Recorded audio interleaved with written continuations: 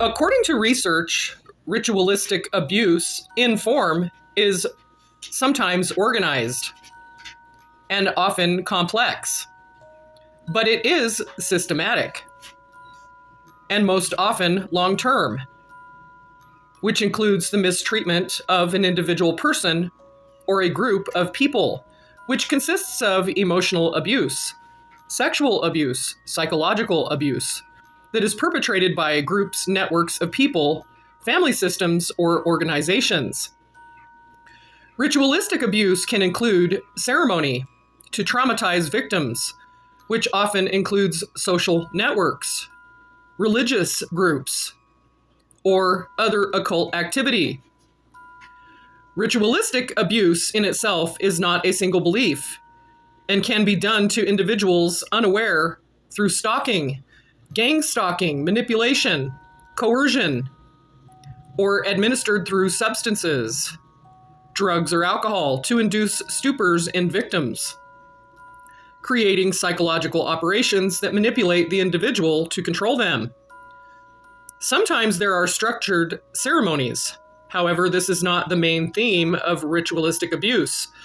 There is a psychological aspect that includes grooming or preparing individuals through subtle programming to induce dissociation, but not limited to routines, but through isolation, which creates fear, flight, fight, or fawn reactions to wear a person down.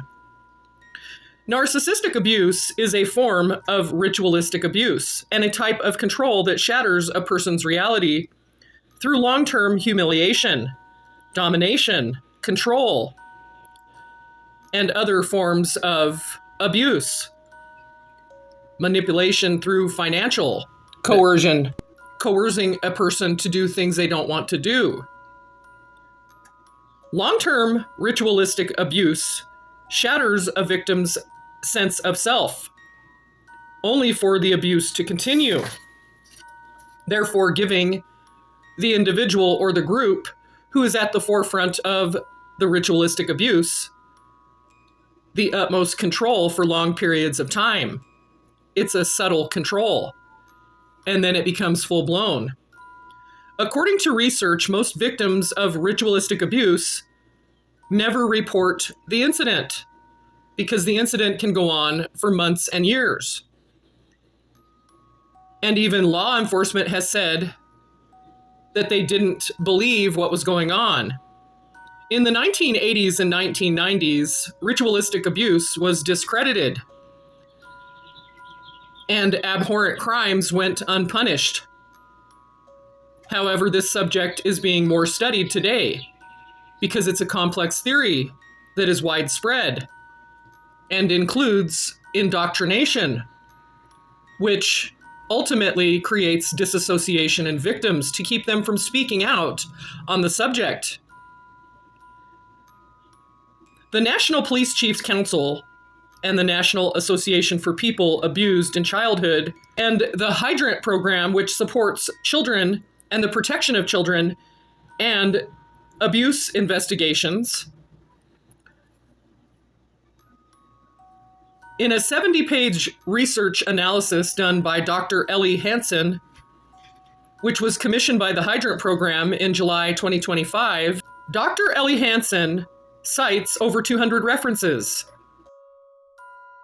Dr. Ellie Hansen's research is not the only research available on the subject, but according to researchers in early 2026, this year, and the issue with organized sexual abuse, the fact is it's underreported, despite reports being driven upward in the UK by the use of artificial intelligence. The seriousness of ritualistic abuse is the extreme psychological control, the systematic tactics of coercion, and the long-term impact on individuals.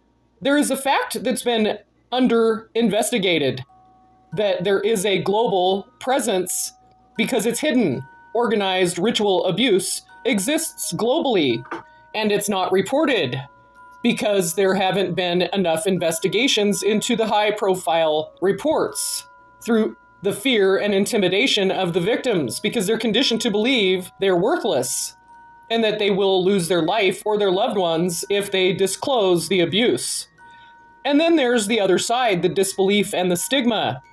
There's a culture of disbelief that this never happened because the person is labeled as insane or accused of creating false memories, leading to fear of reporting.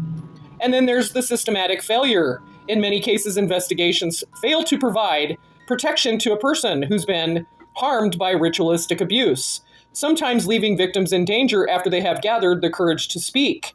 And then there's long-term disclosure.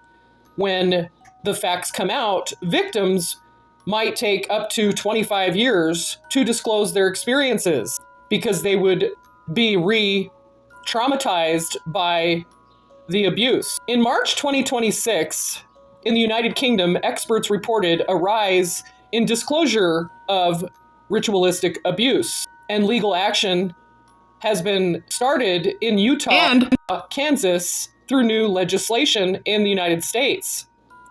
Many of these cases are high-profile cases, and they continue to surface, including cases involving allegations against influential figures and organized crime networks involving childhood exploitation, including child exploitation.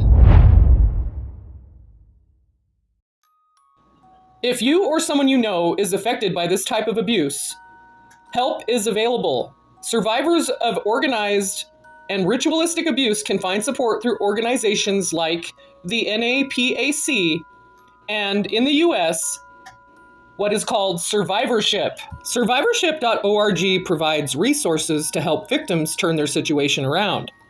This concludes the topic of ritualistic abuse. The hidden mystery has been revealed that ritualistic abuse is not being reported.